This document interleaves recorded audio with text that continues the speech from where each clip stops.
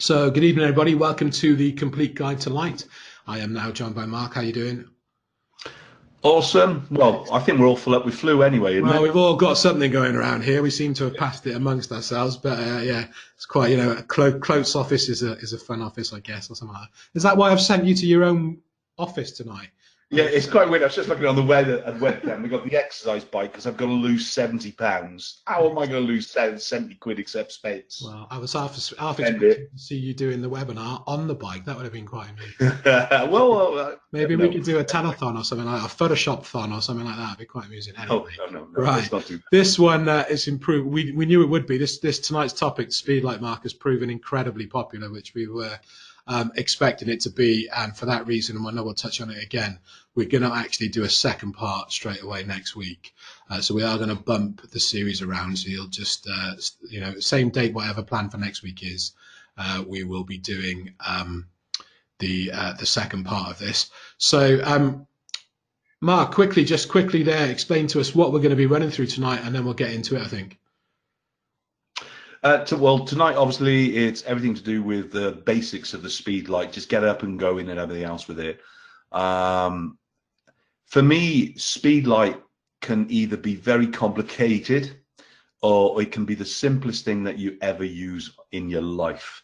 The great news is that speed lights have become really affordable over the past 4 or 5 years now, whereas once upon a time they were so expensive. Buying multiple speed lights through the manufacturers were just so expensive. You would have almost been cheaper to invest into studio flash and even off-camera flash stuff and things really, but they really have fallen now in price. In fact, I don't own any of the kind of the Canon flashes. Everything that I buy now is a third party flash that does everything with it. But tonight is really about the basics with it. Next week is a little bit more about kind of really getting to grips with it in a more technical way.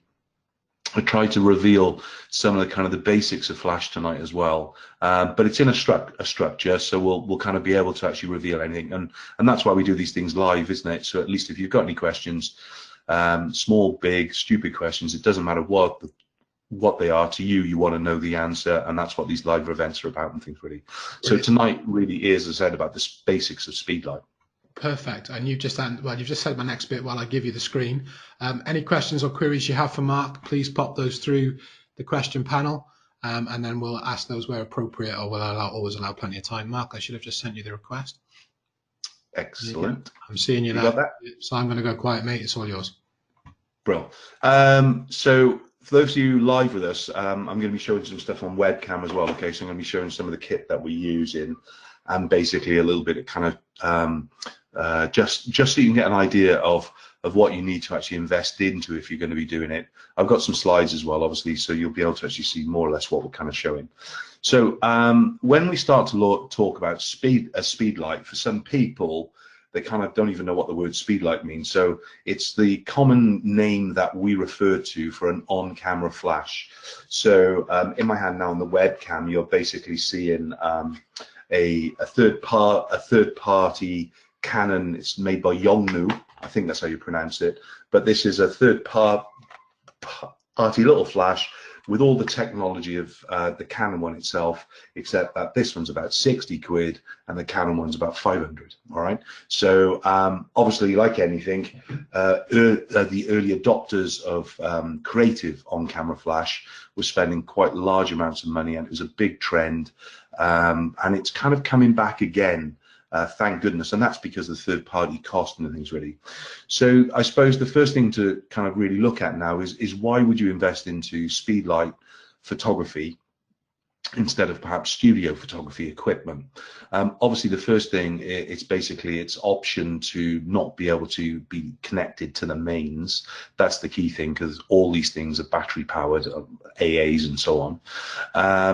But it's also their size and weight of the units themselves. So I can travel on a plane, in a car, on a train, and basically have 6 or 8 of these units just actually in a backpack with all the kind of little bits and kind of controllers to go along with them. And it allows me to be very creative with small little pockets of flash.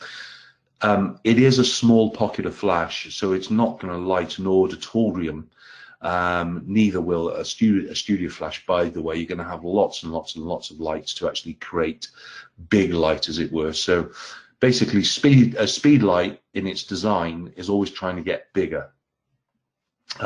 It's obviously designed just to fill the CCT of the sensor itself, and basically it's designed as being a rectangle light source. So as you can see on here, if you're not familiar with it, basically it's a rectangle light because all it's trying to do is actually create a rectangle light source on the sensor of the camera itself when it gets exposed.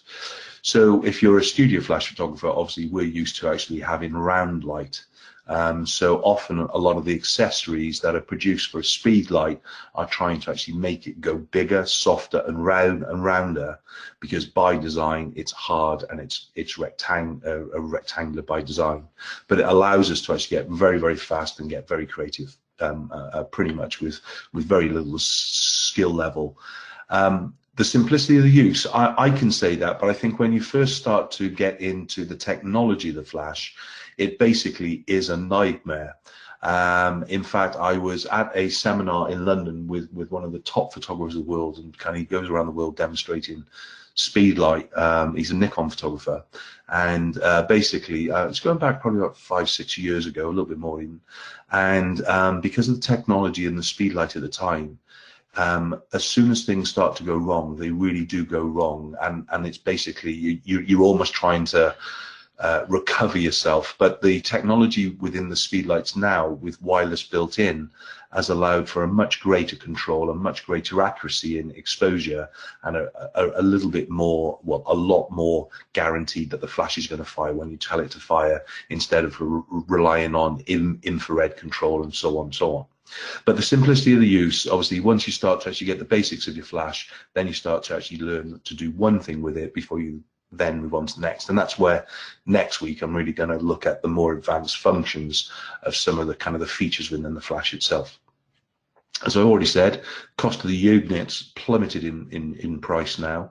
So, you know, I'm holding up a little controller that fits on the hot shoe of the flash, yeah, and then basically 2 Yongnuo Speedlights, and I'm going to get change out of 200 quid. For all that, a lot of change at 200 quid. So being able to actually go out and invest into 4 lights, 6 lights, and a couple of controllers, it's very affordable in the world of photography. That seems to always add a 0 on the end of everything. And obviously, as far as its convenience and its portability is concerned, it also has very easy to use auto options, even in the TTL, which is through the lens metering, which allows to some or a lot of the exposure to dominate the scene, which we'll talk about today as well. Okay, so this is a classic example. We're not really looking at setups today, we're looking at those next week. But this is how a small little studio setup can be created quite realistically and kind of transported into somebody's home, somebody's office, on location. And as long as you're not having to compete with, you know, very bright ambient light within the scene, you can actually create some quite amazing images and things, really. So this would be a standard 3-light setup using a controller on camera, or using 4 lights, one as the controller on camera itself, which we'll talk a little bit more about. But for me, there's also going to be some accessories that are going to make the job a lot easier for me. And obviously here I'm going to basically talk about some of those tonight as well.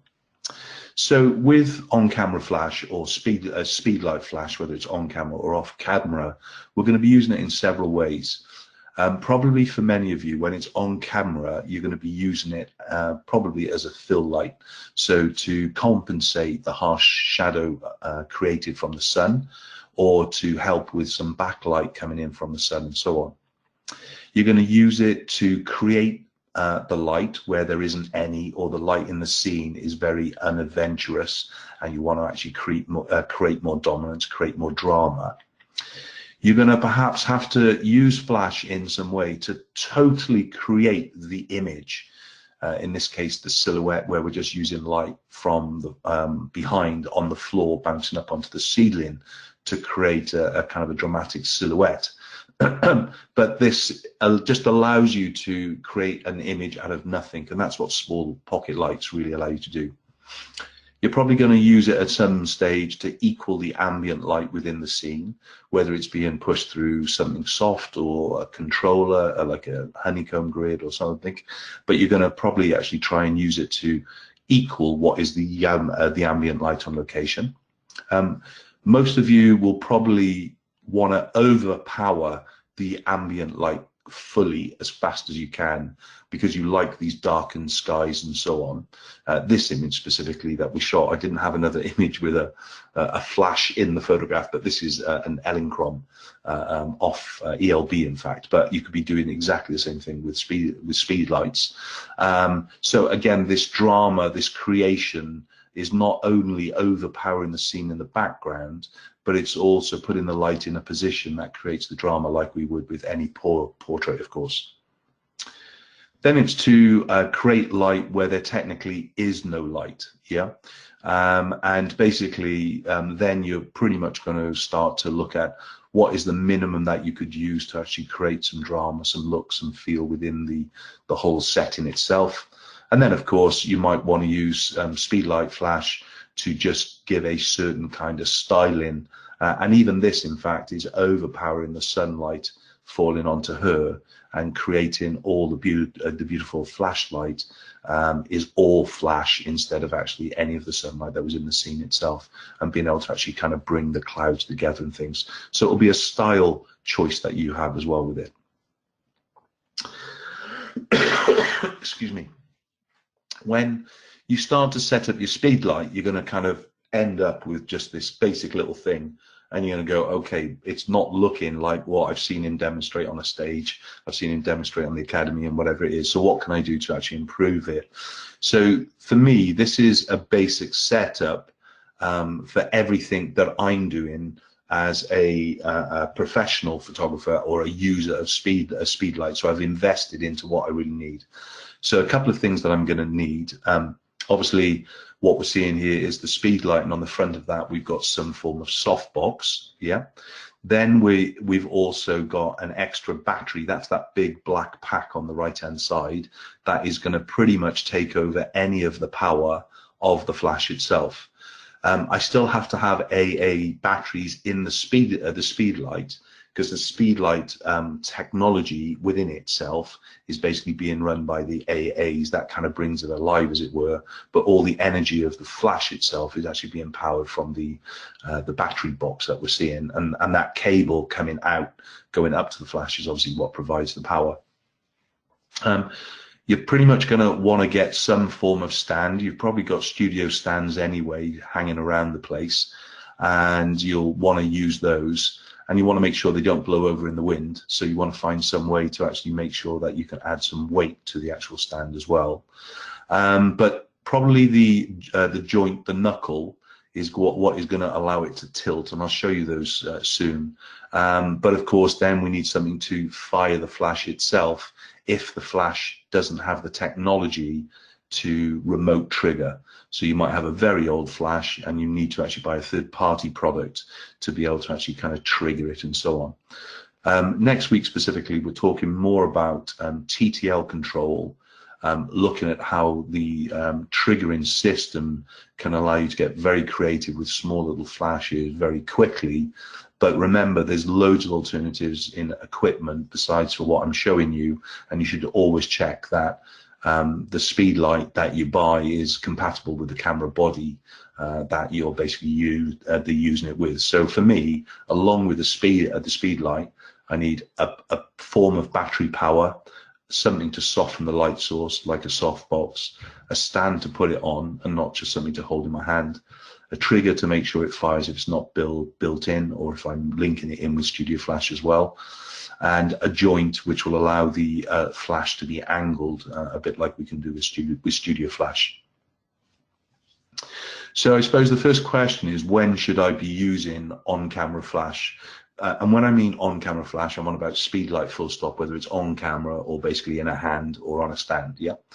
And the kind of the main points are probably to illuminate a subject in the dark, to avoid high ISO when you're working in a dark location, and to avoid kind of quality loss through the degradation of ISO. Fill in shadows in sunlight and in detailed areas as well, to darken the skies like I mentioned, and to obviously freeze motion, somebody running, a child, or whatever it would be, if you're having to use slower shutter speeds designed with the ambient light itself. So if you imagine I'm shooting a wedding for a minute, this is where I get my camera in hand, yeah, and I shoot this image. Basically, if I shot it without a Speedlight on camera, much of the dress detailing would be basically in too much shadow, and I have to do some post-production work. So when I work in sunny climates, this is shot overseas, the wedding, so I'm working in extreme sunlight, I need to actually open up the shadow area. So the first thing that I would be operating on is, this would be my standard kind of look and feel to the kit. Obviously, I use a lens hood on the front of the camera lens itself. Yeah, that stops any flare from the sunlight. But instead of directly pointing the flash at the subject, I'm usually going to be running the flash. I'll show you this now actually as a picture, but I'm usually going to be running the flash as a slight tilt with the little catch light, or what we refer to as a bounce light card or a catch light card, and that also has a wide angle diffuser by default that actually flicks over it, and that is kind of going to just fill in the shadow. When I'm working in this way, I'm always, as a photographer, working in manual mode on camera. So 99.9% of the time my camera is in manual mode, and I'm exposing manual, because there's only really ever 3 exposures within a scene, except when the sun starts to go hidden behind a cloud, and then there's another 3 different exposures, and all I really need to remember all the time is shutter speed changing, rather than shutter speed, aperture, and ISO, blah blah blah. It's a whole different day. But as far as the kind of the look and the feel is concerned, I'm shooting with this either on or off. So there's times where I won't even switch the flash off itself. I'll just actually turn the flash away to bounce behind me, or I'll just tilt it up and shield it, so it's not going to take any of the exposure. Now, because the image that we're seeing in front of me here, I'm wanting the flash to do an automatic fill element. I can pretty much put the flash itself on an auto mode, and then actually decide on how much of the power I want it to kind of kick out. So when a flash is in auto mode, it's obviously trying to create an evenness throughout the whole scene. So something like this image, if I pointed the flash directly at her, it would add a lot more light into the dress, but it would lose the natural ambience that I'm still trying to maintain. And when we start to talk about flash as fill, we start to actually control the flash around about a stop less than the working ambient. So in TTL mode on the flash, or ETTL if you're a Canon user, I would be in auto mode on the flash, manual exposure on camera. In this kind of scene where I'm working in a very high shutter speed, the camera would naturally be in the high speed sync, which we'll talk about a little bit more in a minute. But the flash fire would be in an automatic mode, so it's trying to do its job, but I'm telling to do its job less one stop, so it doesn't try and create this whole evenness of the light across the scene. Okay, so for me, when I talk about these things, I presume you understand the basics of fill, you understand the basics of natural light within a scene and how to take the exposure. I assume that you're familiar with the basic settings on the back of your flash and so on. And that's wrong at times, but I've made some I think I've made some really great Speedlight films for the Academy. There's some on YouTube as well. And it really just structures it through in a step-by-step way. So it doesn't matter what flash you use, at least you can understand how. But when you're using the flash, it's, as I said, really what we're going to be covering next week, more than anything else. So remember, when you should be using the flash, to illuminate the subject in dark places. When you're having to use no option other than high ISO, you can actually lower the ISO and actually use a bit of flash within the scene to fill in the shadows for details, to darken the skies for drama, to freeze motion, and don't forget to create the light direction. That's absolutely essential, never to forget. So in the same way, you should ask yourself the question is, when should I not use flash? Okay, and I would use a rule of thumb, if you're trying to be creative with Speedlight flash, is when you think you need to use flash, don't, and when you don't think you need flash, do. So in other words, in a very, very sunny scene, you probably think that you won't need flash, but in fact, that is when I'd probably encourage you to try experimenting with overpowering the ambient light, the sun, and so on, with high shutter speed, high speed sync, and so on, to actually start to create more dominance. And when you're in a darkened room, probably don't use the flash unless absolutely necessary, or trying to illuminate a group. But actually instead try and opt for the low light conditions. And if you are going to use flash in low light conditions, then start to use second curtain sync flash instead of actually just working in normal flash, which I'll talk a little bit about today. But when you see the image on the left hand side here, that is absolutely pure natural light. And if you used flash, what you would do, you can't see it, but there's a pillar just to the right hand side, right corner. If you use flash on camera here, you would illuminate the foreground, you would illuminate all the shadow within the dress that gives it its texture and structure and three-dimensional element. So be careful about leaving your speedlight on all the time, and understand when to switch it on and off. Okay, so what mode should I use? So there's two different modes to discuss, isn't there, really? One is the mode of the flash itself, automatic, TTL, manual exposure, okay?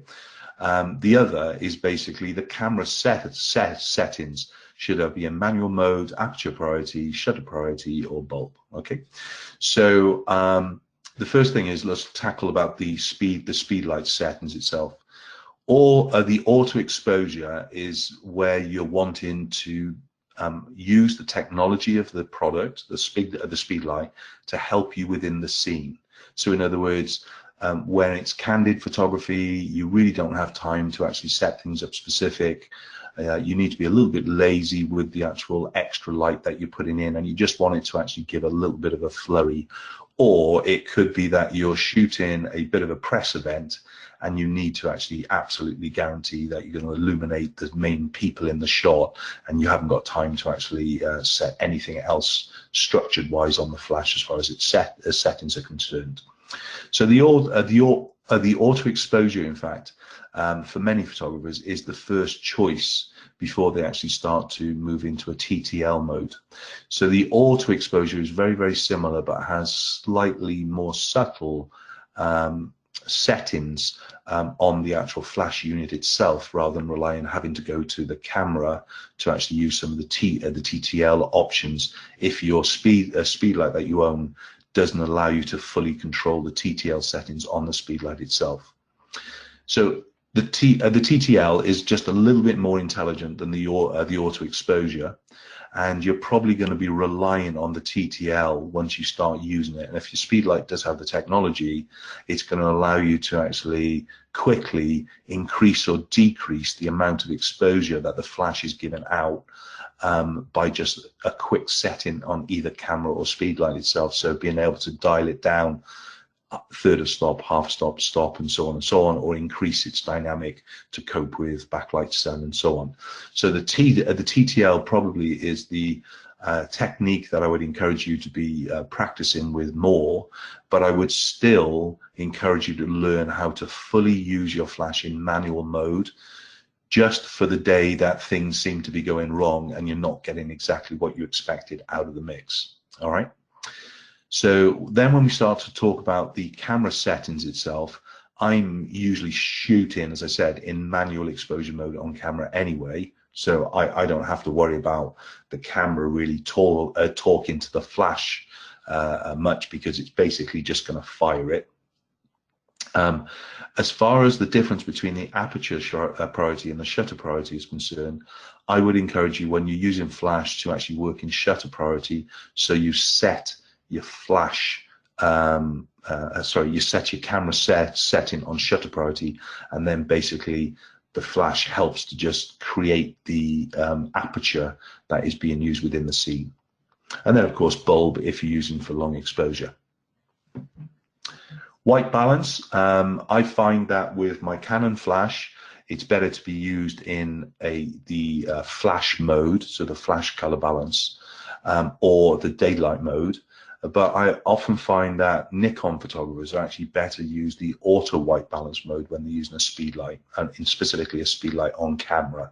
Why? Because there seems to be a little bit of a redness, a lobster red, appear on a Nikon file when you're photographing in a set color balance like flash and so on. But you should be looking at customizing your white balance for the perfect result as well with it. So if you're not familiar with your color balances on camera, obviously you've got all of the auto white balance. So when using speedlights with Nikon, I recommend it's on that. Whereas if you're using a Canon, I would encourage you to play around with the flash setting or the daylight one. Okay, those will give you a set 5,500 Kelvin anyway. The cloudy and the shade shouldn't be used when you're using the likes of Speedlight, because a Speedlight is designed to light at 5,500 Kelvin. So cloudy and shade are both a cooler tone on camera, so basically it's going to warm it up too much for you. Tungsten, obviously we use tungsten setting on camera when we're putting a color temperature orange gel on the front of the speedlight, referred to as a CTO gel, and if we're using a CTB gel, color temperature blue, basically that's for our fluorescence. So if we were using for some reason flash speedlight in a room dominated by fluorescent, some fluorescents are green as well, so it's a slightly different kind of mixture. But in a CTB will basically allow you to actually get all the light within the scene in a similar tone, exactly the same way with tungsten and a CTO gel as well. We'll talk a little bit more about advanced using gels with Speedlight for next week. So, three images here, a classic example of where to actually use a speedlight on camera specifically, the first two. So in other words, what we're looking at, the top image, the color image, this is showing obviously the couple. I'm on my back looking up. It means that when they're looking down to me, there's not going to be much light falling onto their faces and on the dress and so on, because all the sun is literally right behind them, even though they're being shielded a little bit by the hotel. But I need some flash from the floor going up as a bit of a fill to illuminate some of the shadow area. Now, if I wanted it to dominate the scene, obviously I wouldn't be using it as a fill light then. So I would be having to set the speed light onto T and TTL +1 or even +2 to increase the amount of power, because in TTL mode it's looking at the scene like in auto mode, where it's just trying to give an average lighting back to the whole scene and things really. So the reason I've just used it in more of a fill mode is that I don't want to kill all this fantastic sunshine coming from behind. I want to keep that 3-dimension, but I definitely want some detail in the shadow area. Image on the left-hand side of the girl against the gate. Now, this image, in fact, is taken using just a reflector, but for many photographers, this is where they would probably keep the flash on and point it towards the subject, and then all of a sudden you've got a bright subject and a dark background, and it just starts to look a little bit false. So in this kind of image, I'd encourage you to really use your speed light as a fill light, turning the power down to -1, -1.5 even, but obviously metering for the ambient light, and that's what you set your exposure for. So if you're using an automatic exposure on camera, you would still need to actually control the flash itself to tell it not to dominate the scene with a flash. So if I had camera on automatic mode, I had the speed light on an automatic mode, together they would talk together, and the speed light would probably dominate the ambient light, and it would look like a flash lit image. So if I was using an automatic setting on camera instead of a manual mode, I need to set the flash into a fill mode. So in other words, in TTL, -1, -1.5. So the flash knows it's not to dominate the scene, and the camera understands that the flash will not be providing the majority of the exposure itself. Then you see the image on the right-hand side, bottom right-hand side, where the flash is off camera being triggered to create drama of the bride and groom coming down the stairs. If I used the flash on camera at this point, what it would do is illuminate all the stairs, illuminate all the actual woodwork too much, and I'd lose all this lovely kind of texture and darkness of the couple coming down the stairs. That I'd lose the quality, the ambient light, even though it's a fake ambient light within the scene. So remember, if you're using a speed light on camera as the trigger to send another speed light to fire, remember you have the ability to switch that speed light to tell it not to fire itself, just to use it as a master and slave. So then we start to look at the different flash settings of the speed light itself. So I think it's a bit ridiculous, really, to be honest, because I think there should only be two. I think there should be a normal speed setting, which includes high-speed sync, and then there should be a second curtain sync mode. That's how I think they should be. Anyway, let's kind of talk about what they're doing. So the first thing is, normal flash mode is designed for shutter speeds on camera of a 15th to about 160th of a second. Second curtain sync is designed for a 15th of a second and below, and a high-speed sync is set for 200th of a second and above. Now, obviously, some technology allows you to shoot at 4,000th, 8,000th per second on camera. So obviously, then we want to be using the high-speed sync. But we've got to be aware when we're setting that high-speed sync on the flash itself, because a speed light is multiple flashes that look like one. The high-speed sync is only seeing a proportion, a very small proportion of the pulsing of the flash as it comes out. And it captures it at that shutter speed point, so it only receives a fraction of what the flash that you would usually have if it was in a normal shutter speed mode. So as far as the high speed sync is concerned, we need that to freeze subjects and to obviously freeze the likes of the water and so on and so on. Whereas the second curtain sync option that we have, when you're using ambient light within a scene like we see here, if the subject was to move at all, it could be a ballerina dancing across the floor. But if we had normal flash sync and we fired, it means that the flash fires at the start of the exposure, whereas second curtain sync means that the flash fires at the end of the exposure. So if the ballerina was photographed dancing across the floor from left to right, and we had it in normal flash mode, she would basically be sharp at the beginning of the photograph, and then as she moves across with a slow shutter speed, that part would be blurred, and that would give us a light trail and even kind of give us an out of focus look effect on the actual girl or guy, of course. Whereas if it's in second sync mode, it fires at the end of the exposure, so where she starts the movement of the pirouettes or something like that, and it's when the exposures at the end, the flash goes, now I'm being told to fire, and it fires, and obviously you get a sharp end to the photograph. So she's going from left to right. Flash would be on the right hand side, 3 to the 5 o'clock position, and then basically if we were shooting at like a second, then the flash would actually just fire, as I said, towards the end. So in short, medium shutter speed, during the entire exposure the sensor is exposed by the strobe flash at a standard rate as it moves across the sensor. I'll show you what I mean by the curtain now. The slow shutter speed, the entire sensor exposed simultaneously or at the end of the exposure with second curtain sync. Fast shutter speed is basically just making use of a very small narrow light of a curtain as it goes across the sensor and only seeing a proportion of the light itself. So if we look at the bottom of the screen, we can see now a kind of a faked up effect of how the curtain would be shown here in white would perform during a normal exposure. So in other words, a 15th up to 160th of a second. Then we've got the second curtain sync where it fires at the end of the exposure. So you can see there's no flash firing at the beginning, and it only fires itself towards the end or even at the end itself.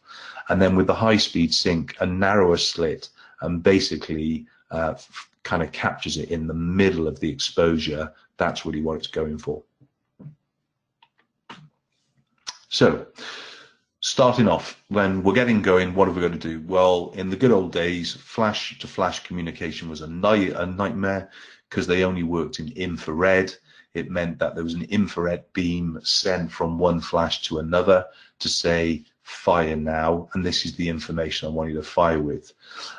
In the past 4 or 5 years, the wireless technology has begun to be built into the Speedlites themselves at the higher end. Obviously, that increased the price with some of them, but it allows it now to actually send all the information to the other flashes to fire with all the information it wants to do, but it doesn't have to rely on a communication visual. So in other words, it can go through a wall at a greater distance with it. So it allows a lot more accuracy in bigger arenas or bigger locations or further away from each other to actually get it to fire. Obviously, in the good old days, we would use third-party triggers as a wireless trigger instead of relying on the camera flash, not seeing another camera flash in the distance or tucked around a corner. Obviously, budgets, were there, and there was a different variety of them, everything from a cheap kind of third party 50 quid job right up to 500, 600 pound kind of triggers. It's weird in a way because I've been using radio triggers since I think it's 1993 through Quantum. Might have even been 1992. In fact, they had the radio trigger technology already within their flash-to-flash communication, but those weren't Speedlights. So it was something I could plug into my studio flashes and so on. Or obviously you could have a hot shoe lead, which basically plugs onto the top of a hot shoe, and then it kind of ends up, and you put your flash onto the end of the lead, and that would have actually sent all the technology of the camera information to the flash to tell it what to do and back again from within the lead itself. But obviously leads have their length controls as well.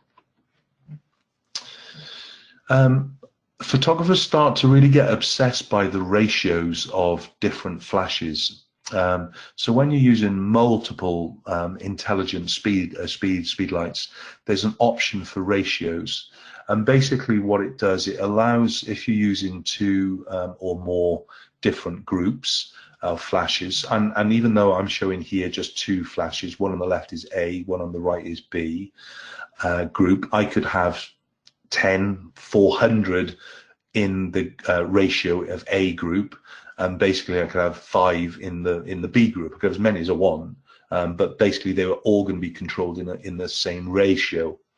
Now ratios, basically it goes from 8 to 1, so 2 stops difference. So in other words, if we look at the image on the top left hand side, you can see that the B flash, the one on the right hand side, is basically working somewhere around about a 2 to 1. So it's twice, 1 stop brighter than its partner on the left. So the 2 to 1 ratio for B would be set. Whereas we look at the middle image and we can see that pretty much they're even in ratio. So we're telling both of the flashes to equally fire the same proportional amount of light in the exposure.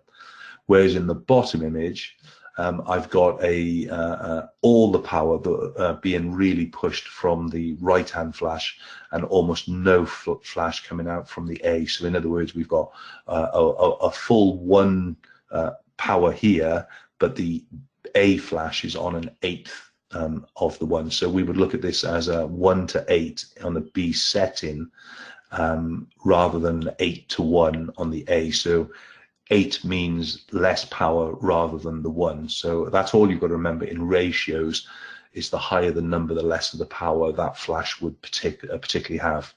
And if you do have technology within your flash, it allows you to have another ratio of a C. C is usually in ratio just set in minimum, half, and full.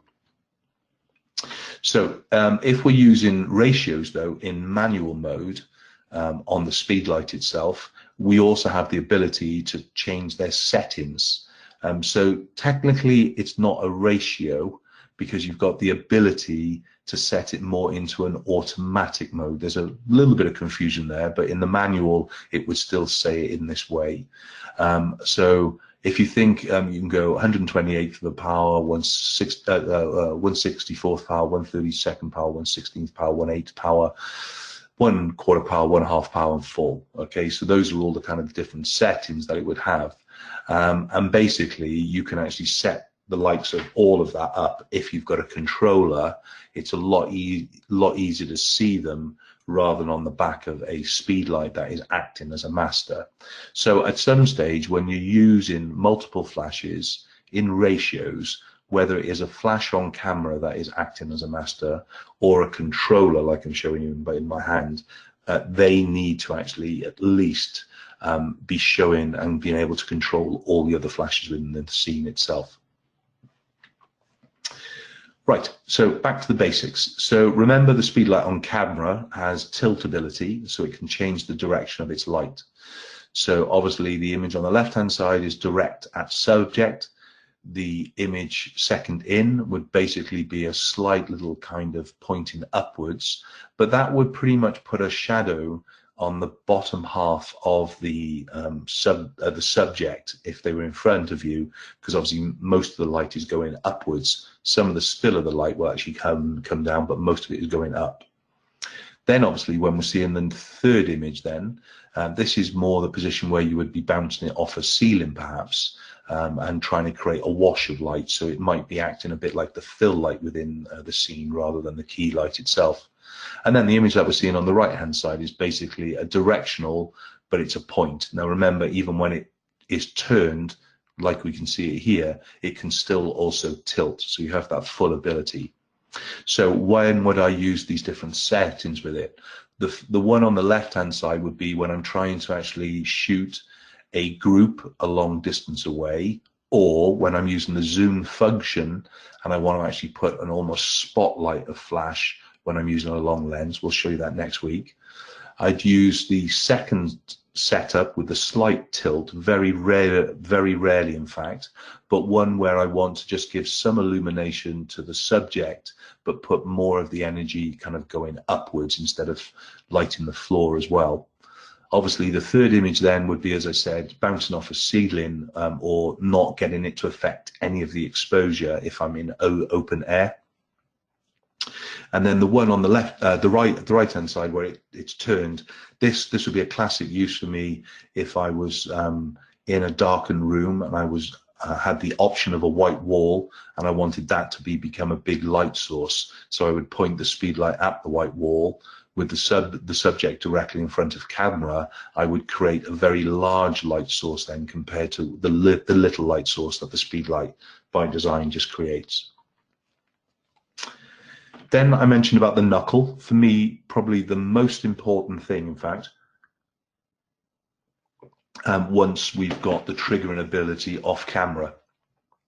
As these flashes have the triggers built in, I don't need a third-party trigger to fire it. So the knuckle allows a full tilt both down and up as well as straight ahead, and this will kind of create my angle of the light. When I talked about stands as well before, I need to make sure I'm taking the right height of stand to do the right thing.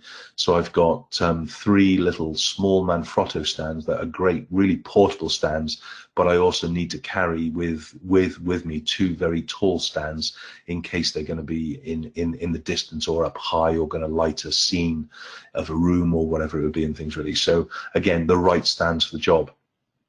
But if you buy the right knuckle, you'll find as well that the knuckle will allow you to add other accessories onto it as well, like you can see here on the left hand side, which is actually a shoot-through umbrella or a bounce umbrella, whichever you use, because it can actually go through the actual knuckle itself. So again, one of the most important parts for me. Next then would be to create a bigger light source and a softer light source as well. I'm just showing you the little Speedlight soft boxes, but Light, Manfrotto make Speedlight soft boxes that could be much bigger in size, and the Speedlight just fits on the back. They're quite economic. But what you're seeing here is the EasyBox 2 at the top left-hand side is with its normal diffuser. Top right hand side is without that diffuser on, but you can see inside that it still has one layer of diffusion in there to soften the light more. Basically then on the bottom right hand side, then we have taken off the front diffuser like you can see on the left, and we've basically replaced it with a gridded option. So this gives a lot more control, a bit like a honeycomb effect. Call these egg crates to actually control it and so on. So a very cheap alternative to controlling the light spillage. The image on the bottom left hand side will allow the flash in itself to flare out and feather out, whereas the accessory on the right hand side bottom will actually only allow the light to actually travel in a straight direction. Other controllers for me then, absolutely essential bits of kit. The first thing would be Honeycomb Grids. I've used both Honnold and the Light range. Ignore the third-party trigger on the bottom of these flashes, but that just shows you that a Speedlight can go onto a third-party trigger anyway. But the Honeycomb Grids are important. They come in different sizes as well, and they will help create a round light source and a zoomed light source, or a spotlight effect from just their design. They don't allow the flash to flare. Next would be snoots, and the top is the Honnold version, which is a cloth bag that literally just velcros around the actual snoot, the end of the Speedlight, but it can be shaped on the end to actually create a different width and size and so on. Whereas the bottom right-hand side is one of the magnetic snoots available through the Light Strobo Gobo range, which allows it to kind of snap on and off. So it's a great accessory on the flash itself that allows you to quickly change their accessories, like we see here, in fact, with the gel effects. So when we're working with gel holders, it's always a benefit to be able to stack the different effects together. What you do have to remember, though, if you're going to use a honeycomb, the honeycomb should always be the last exit of light. Okay, so if you're using colored gels, the actual honeycomb would be on the front of the gel. Never put the gel in front of the honeycomb, because you basically lose the effect of the honeycomb. But the gel holders allow us to use the color correction gels as well as the creative color gels. So in the bottom right hand side there, you see a Light strobo holder, and that has a magnetic connector that just comes on and off, and within that we've got a color temperature orange gel. Then we've got something which is very cool, doesn't come out of the bag very often, but when it does, it's for a real creative effect. It's kind of a Fresnel screen, or Fresnel screen. A magnification almost creates a spotlight with it, and it's always in my bag. And when I get it out, I always think, why do I not get it out all the time? Because it's that good. But it has a different Fresnel piece of acrylic that can drop in and out to change the effect as well. And then, of course, third-party bigger bounce cards. You'll probably want to have a bigger bounce card no matter what than just what comes with the camera, especially if you shoot in small little groups at like a wedding or an event, just to actually get a little bit bigger light source, bigger control, and obviously the bigger the card, the bigger the spread as well with it. Another one of my top accessories that I absolutely love is the ring flash. I use the ray flash that you can see here. Obviously the lens goes through the actual ring flash itself. the Speedlight, the attachment of the ray flash now is basically a universal one. Once upon a time, you used to have to buy a specific ring flash for the Speedlight and camera body that you had, but they changed over to a universal one about 4 or 5 years ago. So again, it basically fits all, and the ring flash is great because obviously it gets a kind of a real cool fashion chin strap shadow effect, and basically can completely change the style of your photography.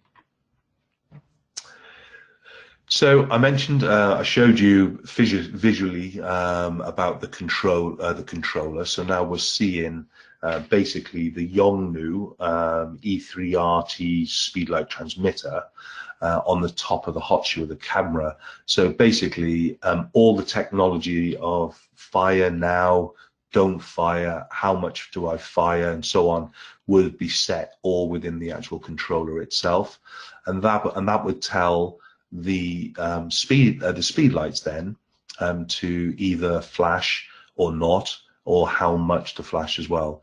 You can even buy, if you've got some older Speedlights that you want to actually bring into the likes of the Yongnuo system, Yongnuo do a receiver that your Speedlight can fit onto, and it has some controllability as well. There's other manufacturers as well. I was using Cactus for a while, and they basically allow triggering and changing of power and so on. But basically, unless they've brought out a newer model since I bought them many moons ago, they've basically kind of been superseded with more technology. Okay, so when we start to talk about the multiple Speedlight setups, you really want to be investing into at least 2 Speedlights and a controller, if not 3 or 4 Speedlights, especially at their cost option now. Remember, the controller is a master and the flashes are going to become slaves. Each of the slave flashes needs to be set into a different group if you want to have different controls. The controller is the one that will tell the flashes how much and when to fire, and if you're going to be working in high-speed sync or not, and so on. As far as the module is concerned, remember, even though the technology that I just showed to you in the controller, you can also buy another Speedlight for a similar price, and obviously it has the technology to be able to actually do everything, or more or less everything, from within the Speedlight as the master flash, as it were. So if you prefer to buy 3 Speedlights instead of 2 Speedlights and a controller, then at least you'll be able to actually work faster, and you'll have a spare Speedlight as well. Don't forget, accessories are really what are going to change the quality of your photography, and not just being able to get the camera off the flash hot shoe, off the camera hot shoe itself. Jay, questions? Oh yes, we have them. I knew we got to. They're good though, and I think they're all pretty relevant. There's 1 or 2 that we might have to refer. You might have to hopefully remember from earlier on in the presentation, but as a whole, I think we're pretty good. Right, I'll just go through as I've got them. First question. This goes right back to when you were saying that we now use Yongnuo here rather than looking at the Canon and the Nikons. He thinks that you answered it, but I'll ask it again because I think it was good. So you said about the fact that we use third party. Pros and cons. Nikon and Canon have kind of insinuated that you could encounter sync issues if you're not using the brand for your camera. Do you know what I mean? Well, of course they're going to say that. I can tell you categorically that we've been using the Yongnuo flashes for, I don't, how many years now? It's got to be at least 3 or 4 years. And basically, they're so cheap, we don't even get them repaired. We chuck them in the bin. And we only damage them when they get wet. We drop them in a pond or in a sea, or I absolutely, do some ridiculous things with Speedlights, bury them in mud, forget to put the plastic bag on them, blah, blah, blah. And then I go, it's 50 quid, chuck it away, Cleghorn, because anyway. So I can only speak from my point of view that we don't have problems. And you're absolutely right. I'm laughing at myself. We've never had a problem with them, apart from what you've actually physically done to them, which would do the same to a Canon or a Nikon or anything that you physically done. You would have. Do you know the biggest problem we used to have, in fact, was on workshops, in Speedlight workshops, isn't it? Where we were all shooting together and photographers were shooting so fast. The Speedlights. Remember, a flash is an explosion of gas, yeah, and the gas has got to reignite and reignite and reignite. So every time you take a shot, there's basically an explosion of gas going on. Yeah, the Exion gas within the flashes. And basically, you can see some of our equipment where we've told photographers, don't shoot too fast, please, but they get carried away. And you can see how there's so much heat, it actually burns the accessory in front. In fact, on one workshop, we actually lost over £1,000 worth of Canon flashes because gels burnt onto the front and they became a colored light source. Oh, yeah, I remember. I was not pleased. But again, it's all about affordability. And even for me, you know, what did we shoot? We went to the Houses of Parliament, didn't we, at Christmas? Yeah. And I shot all day with one Yongnuo Speedlight and a camera. I shot around about, what, 1,800 images, everything from full flash, full on for big groups, bounce flashes. I photographed Father Christmas portrait. You know, we should show that next week, by the way. Remind me about that. It's a nice shot. But yeah, every exposure is there, you know. And the frustrating part is, you know what, is that Speedlights got away with murder for years. And I'm not on about third party ones. I'm on about all of them, because they were actually allowed to fire at 68% charge. So the amount of times on a workshop a photographer has shot 2 different images within a very short space of time, and the battery hasn't had enough time to charge their flashes, as it were, because they were using just the AAs. And you can see the difference where, you know, if you use an Elinchrom studio flash, whether it's a Swiss thing, I don't know, but it's not allowed to fire unless it's at 100% perfection. It can't fire at 99.6%. It can only fire at 100%. And that's what I think the Speedlight companies, they, you know, I used to be a big real, because I don't get paid by a camera company, I can be as honest as I want with the kit that I use. That's the key thing. We don't come with tarnished hands with payments. So we've got no loyalty.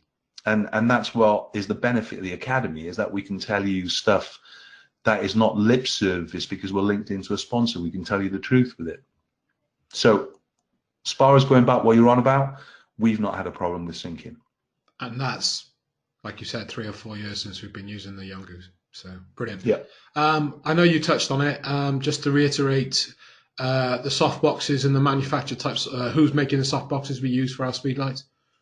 Okay, so I'm a massive Stylised fan. That's not just because obviously I used to do the Stylised School of Photography for them, but I absolutely love the EasyBox systems, especially the EasyBox 2s and the egg crate, the Joe McNally egg crate that goes on the front. Absolutely love it. That is worth every investment, I promise you.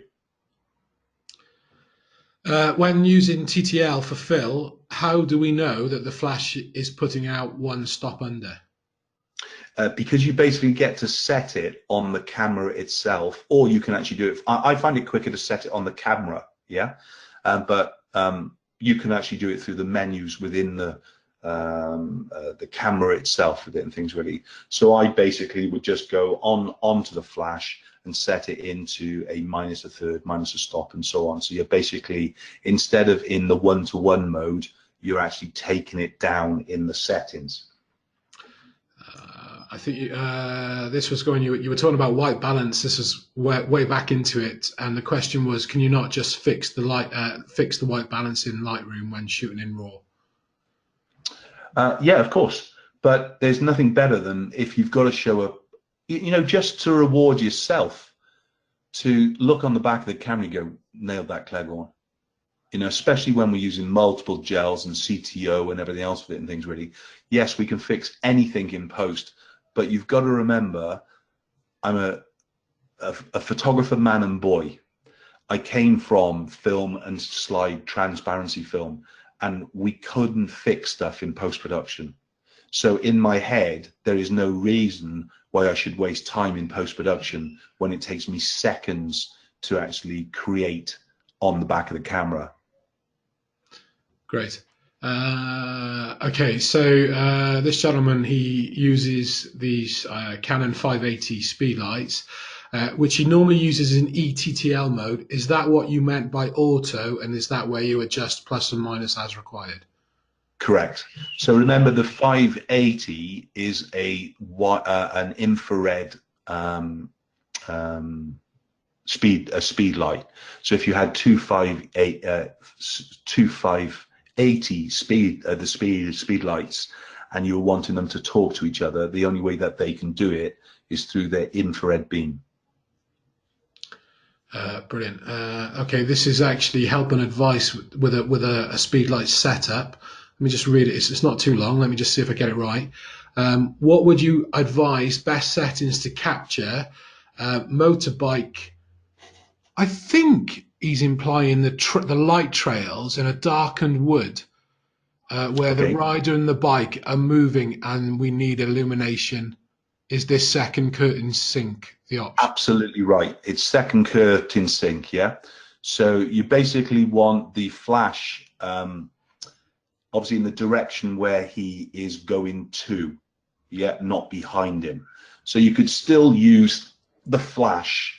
So if you're having, let's say you're using one flash in the background to bring some ambient to the wood, so you're running some red and some blue, so two different kind of flashes, and they had one job to do, yeah? But you're using the light on the motorbike, both the red at the back and the white on the front, let's say, and you want to record those. If you use normal flash sync, basically the flash would fire at the front. I'm on about the main flash trying to light him, not lighting the wood flash now, okay? So if you fired it first, as he then rides on and the exposure continues, he would ride into his light trail, yeah? And that's why we use the second curtain sync, because basically as the flash fires at the end, the light trail is behind him and not in front of him. Brilliant.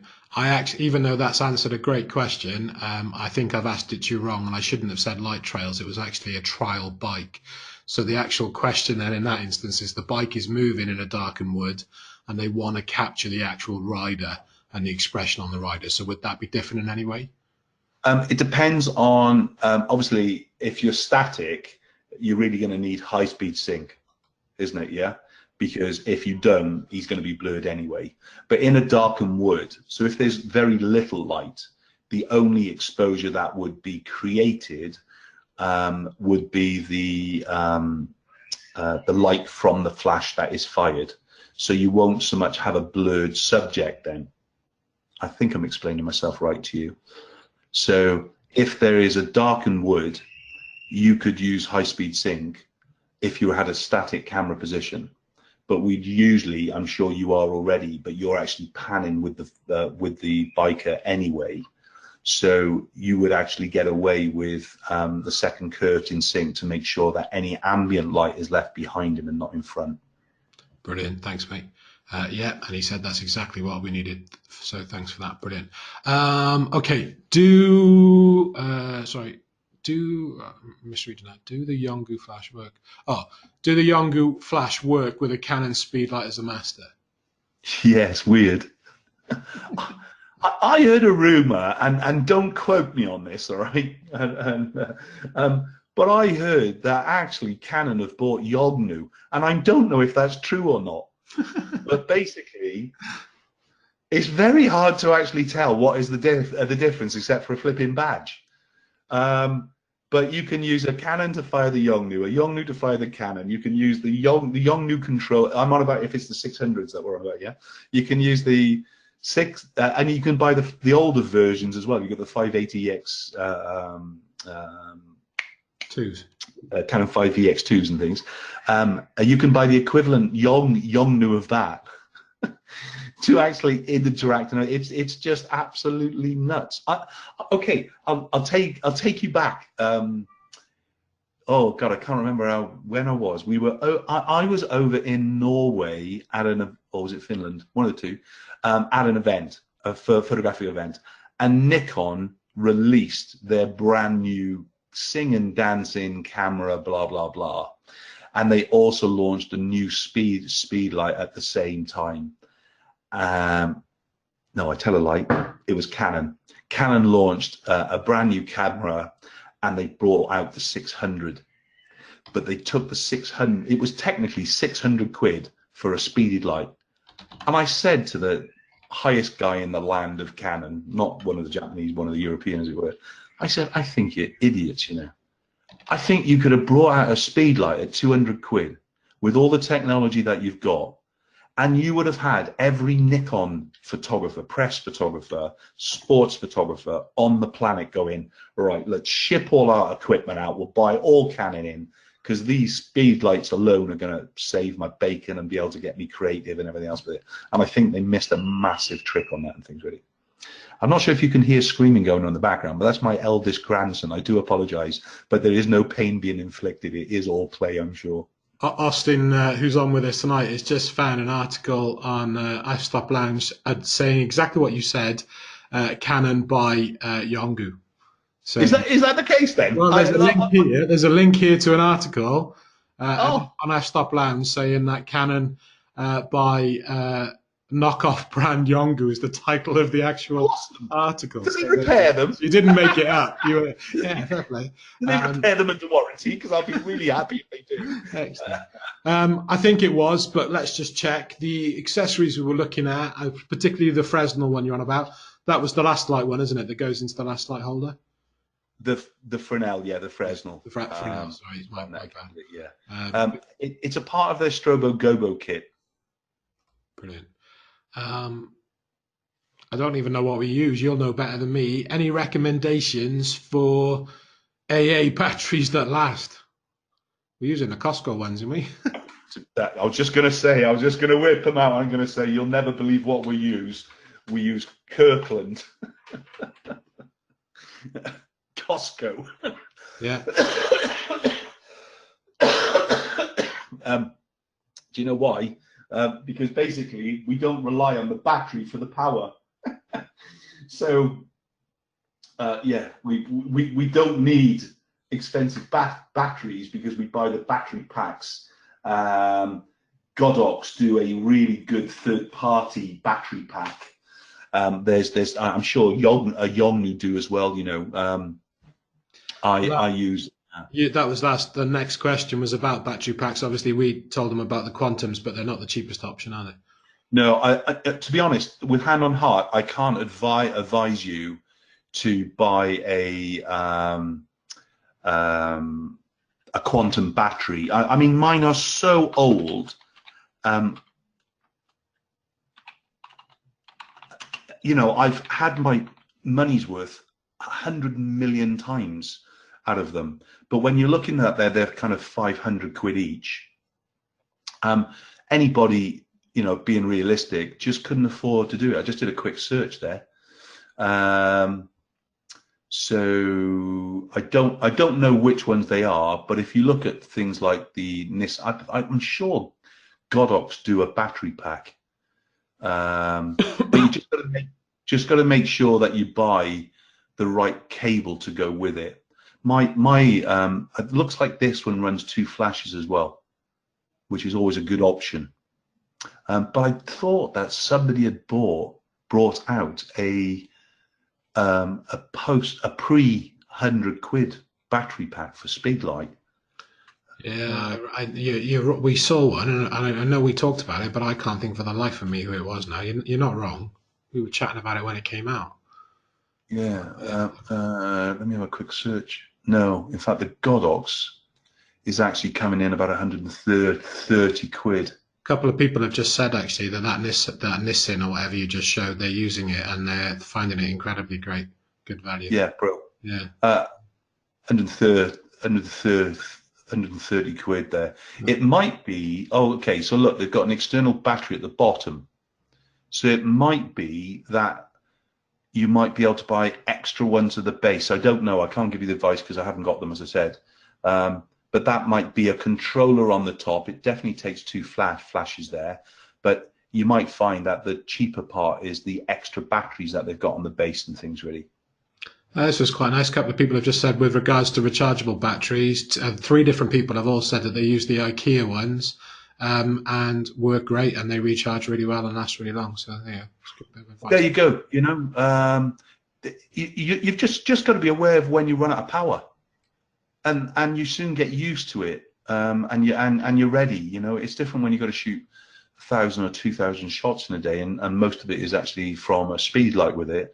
You're going to be killing your speed lights, but basically you've just got to make sure you're not having to wait for the power to recharge itself. The quantum batteries that I use fully recharge a speed light from full power external, so in other words gets rid of all the power back to full power within a second.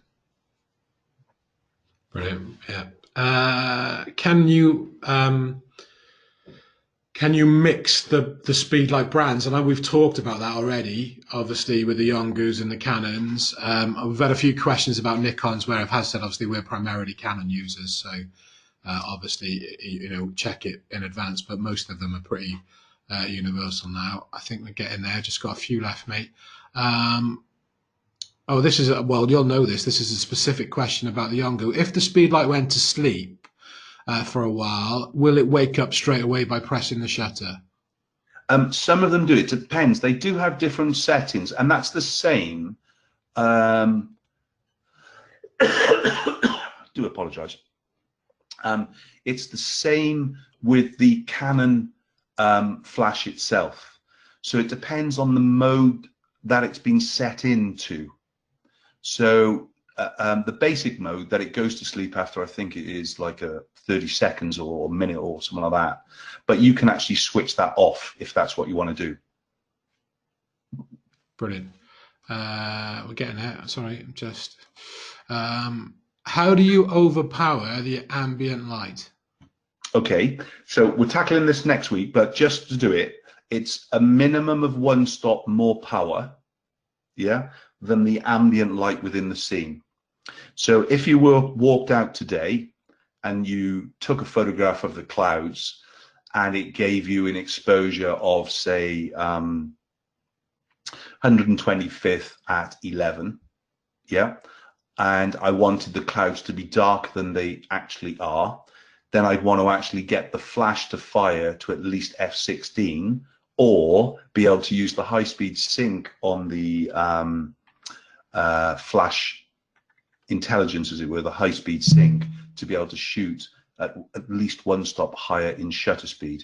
Remember, as I was saying to you, once you start to actually play around with high-speed sync, you've got to be aware that you will be losing power of the speed light because it's only seeing a partial part of the flash explosion. Yeah. Okay, brilliant. And the last question, but it is, I will ask it, but I don't. It's not about Speedlight. But do you have any concerns with magnets around memory cards? No, because they're SD cards now, isn't it? Yeah, I don't know. They're not micro drives. Never been a asked. micro drive you would have, but as far as I'm aware, I haven't heard any problems. Yeah. Do you know the biggest problem with memory cards is when people are deleting images on camera? You know, you're supposed to download your card. I always download mine outside of software, so I basically take the card out, plug it into a card reader, download it, yeah, and then as soon as they're downloaded onto the computer and edited and stored, blah blah blah, then I format the card on camera, but I never delete an image on camera. But I'm not aware of any problems with oh Christ, I'm sure if a magnet that was heavy and it fell on it, you'd have a problem. Brilliant, mate. We're done. We're there. We got there. So good. Part one, all about Speedlights, done.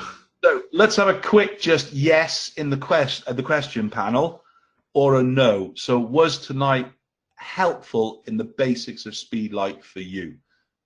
Yes or no. That's it. Quick as you can. No, In the question panel, just put yes or no. I haven't got a single no, mate. Yes, yes, yes, yes, yes, yes, yes, yes, yes, yes, yes. Big yeses, capital yeses. We've got a few brilliants in there. There's not. I haven't got a single no, mate. So the answer is Excellent. yeah. Do you know what? I'm not going to make the apology, but I never know at what level to pitch some of the training. And that's why I said with Speedlight 1, I needed to go right back to the beginning. And I will cover a little bit this more again next week, unravel that kind of bit of spaghetti of Speedlight. But I promise you, once you get to grips, you know, I've got it in my hand again, haven't I, the Speedlight, yeah? When you get a new one of these, you sit with a glass of beer or wine or coffee or whatever you do in your living room whilst your partner's watching television or whatever it is, and you basically play with it. You just go, what happens if I do this? What happens if I do that? What happens if I do that? And then you go to the manual and go, how do I fully reset it now? And Because at the same time, guys, though, you don't do what Mark does and bury it in mud, not put a bag on it in the rain. All right. So when he's saying play, there are lines you don't cross straight away. Anyway. You know what? The accessory I didn't include in today, and I should have done. Go on. Freezer bags. Oh yeah, yeah, absolutely. Yeah, they're always in our carrier bag. You should always carry a bag of freezer bags in your car, no matter what, because there's always a place you're going to want to put a speed light. In all fairness, Mark, there is a time where I remember correctly you saying that you always carry one, but I remember getting a phone call from location with the experience group shooting 4 dogs. Jay, can you bring me some freezer bags? So, and you know why? Because you'd used them all the week before, I expect. I don't know what. No, because Sam had left us. Sam had left us. And he always carried them for me. Yeah, he carried them. Fair play. Well, obviously that's it, guys. Thanks. Well, a great session. We've already established that. And just obviously you're already aware of it now, and that we're going to do next week as part 2. So we've bumped the order a bit, but anybody that's registered, you've already had notification. So this is actually this time next week. It's next Wednesday.